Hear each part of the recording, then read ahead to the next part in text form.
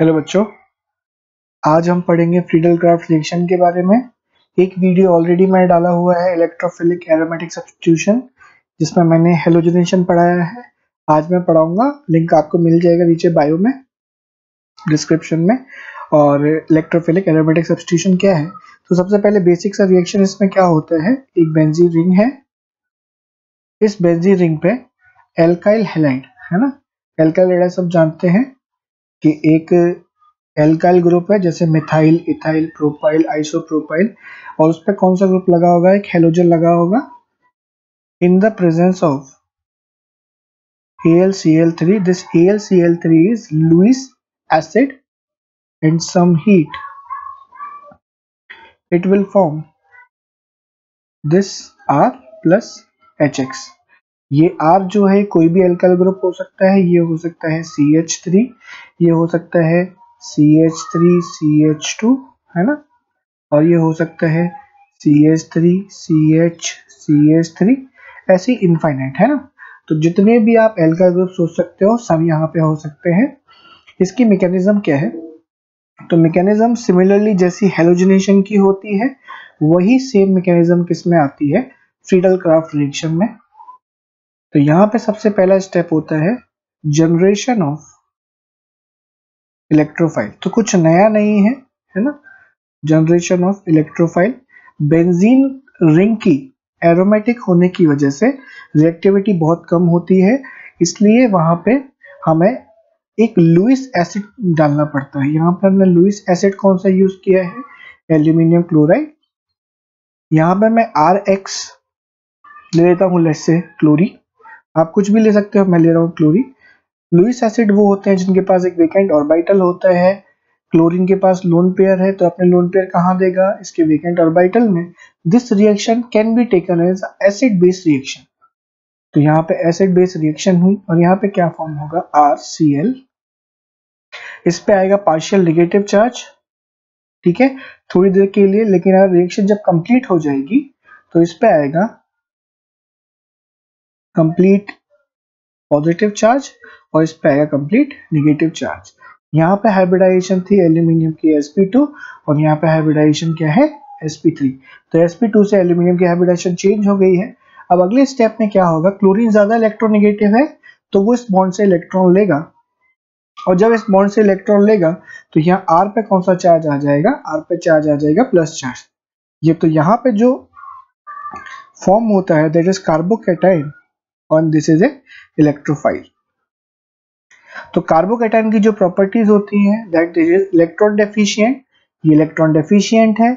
उसके साथ साथ यहाँ पे इस कार्बोकैटायन का रीअरेंजमेंट पॉसिबल है। तो यहाँ पे एक इंपॉर्टेंट बात जो हमें याद रखनी है कि यहाँ पे क्या पॉसिबल है, रीअरेंजमेंट इज पॉसिबल। अब कार्बोकैटायन बन गया भाई, अब कार्बोकैटायन क्या करेगा सर, स्टेप 2 में जो बेंजीन रिंग है, इस बेंजीन रिंग पे इस कार्बोकैटायन का क्या होगा, एडिशन।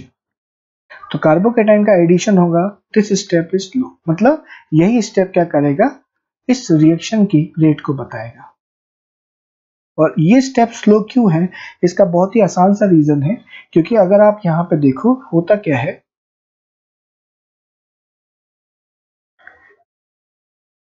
बेंजीन के जो 6 पाई इलेक्ट्रॉन थे, वो 6 पाई इलेक्ट्रॉन यहाँ पे आके 4 पाई इलेक्ट्रॉन बचे हैं, मतलब इसकी एरोमेटिसिटी भी क्या हो चुकी है, लॉस हो चुकी है। तो due to loss of aromaticity this step is slow step. अब इसको जो बना है this is known as arenium ion. क्या बोले जाते हैं, arenium ion. This arenium ion is, ये जो अरीनियम आयन फॉर्म होती है, इस अरीनियम आयन में बच्चों रेजोनेंस होता है। क्या होता है, रेजोनेंस, या इसको बोलते हैं electron delocalization, pi electron delocalization, जिसकी वजह से ये एरिनियम आयन क्या होती है, स्टेबल होती है। तो कैसे होता है इस पर रेजोनेंस, चलिए देखते हैं। तो एरिनियम आयन में सबसे पहले ये डबल बॉन्ड के इलेक्ट्रॉन यहाँ पे आएंगे, पॉजिटिव चार्ज यहाँ पे आ जाएगा। ये बताने की जरूरत नहीं है कि इलेक्ट्रॉन डीलोकलाइजेशन क्या होता है, यहां तक आप इलेक्ट्रॉन डीलोकलाइजेशन के बारे में पढ़ चुके होते हैं। नेक्स्ट में यहाँ पे होगा, यहाँ पे बन जाएगा कुछ ऐसा। तो इसके 3 रेजोनेटिंग स्ट्रक्चर आते हैं, 3 RS आते हैं शॉर्ट में मैं बोलूं, जिसकी वजह से ये अरेनियम आयन क्या होती है, स्टेबल होती है। इन स्टेप नंबर 2 ये समझ में आ गया बच्चों। तो स्टेप नंबर 2 में क्या होता है कि ये जो अरेनियम आयन है यहां से वापस से एरोमेटिसिटी को गेन करना है। तो अगर R का बॉन्ड ब्रेक हो गया, ये वाला बॉन्ड ब्रेक हो गया, तो वहीं से जो बन जाएगा जहां से हमने स्टार्ट किया था। ठीक है, तो इस रिएक्शन को फॉरवर्ड ले जाने के लिए इस बॉन्ड को क्या किया जाता है, ब्रेक किया जाता है। और यहाँ पे जो AlCl4 minus as a base react करता है और इस H को क्या कर लेता है, एक्सट्रैक्ट कर लेता है। ये H अपने इलेक्ट्रॉन यहाँ देता है और यहाँ पे क्या हो जाता है, एक पाई बॉन्ड फॉर्म हो जाता है। And this step is fast. और ये बताने की बिल्कुल भी जरूरत नहीं है कि ये फास्ट क्यों है, क्योंकि जो बनने वाला कंपाउंड है, ये जो बना है, इसकी एरोमेटिसिटी वापस आ गई है बेंजीन की। बेंजीन बहुत खुश हो चुका है। ये AlCl4 इस जगह पे फॉर्म होता है, कार्बोकेटायन प्लस AlCl4 माइनस। तो यहां पे जो ये निकला, this is acting as a base. Plus तो H को लेगा, एक Cl मिलेगा यहां से, तो HCl बनाएगा और वापस से जो हमने as a catalyst AlCl3 use किया था वो वापस से रीजनरेट हो जाता है। चलिए इसके कुछ एग्जांपल देखते हैं कि क्या होता है।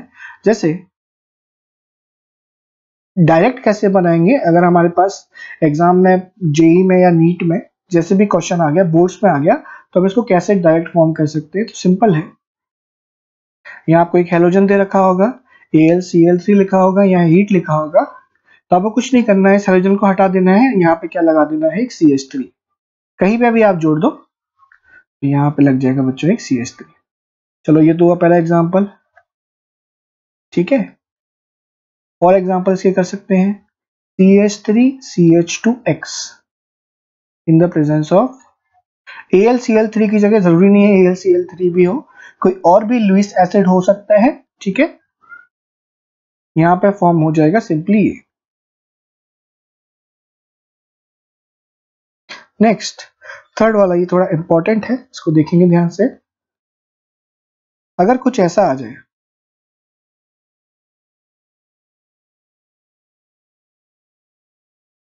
ठीक है, उस केस में क्या होगा। तो इस केस का आंसर है, इसमें फॉर्म होगा कुछ ये, जहां हेलोजन लगा है वहीं से जाके इस पे अटैच करना है। तो यहाँ पे अटैच कर देंगे, यहाँ पे ये फॉर्म हो जाएगा, इसका नाम है बच्चों क्यूमीन। ठीक है, isopropyl benzene which is also known as cumene. चलिए एक और बहुत ही इंपॉर्टेंट एग्जांपल जो IIT जेईई में आ भी चुका है, जिस टाइप का आ चुका है वो भी देख लेते हैं एक बार। Plus CH3 CH2 CH2 Cl in the presence of AlCl3। तो यहाँ पे क्या फॉर्म होगा, तो यहाँ पे आप क्लियरली क्या बोलोगे कि सर जितना हमने सीखा है उस हिसाब से तो ये आंसर आएगा CH2 CH2 CH3। बट यहाँ पे एक प्रोडक्ट और फॉर्म होता है जो कि है CH single bond CH3 single bond CH3। This is major and this one is minor. इसको समझने के लिए हमें थोड़ा मैकेनिज्म को याद रखना पड़ेगा। जैसा कि मैंने बताया कि कार्बोकेटायन रीअरेंज होती है, तो मैकेनिज्म में एक पॉइंट आया था, यहाँ पे जो एल्काइल हैलाइड है इससे कार्बोकेटायन क्या बनेगा, तो Cl हटा दो या क्या लगा दो, प्लस चार्ज। इस वाले कार्बन पे प्लस चार्ज लगा दो, यहाँ पे क्या फॉर्म होगा, CH3 CH2 CH2, यहाँ पे आ गया प्लस चार्ज। अब क्या होगा, अब यहाँ पे ये जो कार्बोकेटायन है दैट इज 1 डिग्री कार्बोकेटायन, लेकिन यहाँ पे अगर एक हाइड्राइड शिफ्ट हो जाए, कौन सा शिफ्ट बच्चों, H शिफ्ट, इसको बोलते हैं 1,2 हाइड्राइड शिफ्ट। ये आपने पहले भी कार्बोकेटायंस में पढ़ा होगा। 1,2 हाइड्राइड शिफ्ट होगा तो क्या होगा, CH3 CH CH3, यहाँ पे आ जाएगा प्लस चार्ज। और अब ये कौन सा कार्बोकेटायन बन गया, this is 2 degree carbocation which is more stable then 1 degree. अगर ये एडिशन होगा तो ये बनेगा, है ना। अगर ये एडिशन होगा तो ये बनेगा। तो जो ज्यादा स्टेबल कार्बोकैटायन होगा मेजर प्रोडक्ट भी वही होगा। More stable carbocation will be forming the major product. ठीक है, तो ये इसमें फाइनल था।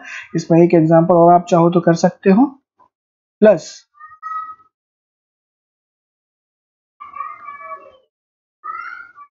इन the presence of BF3 at 60 degree Celsius.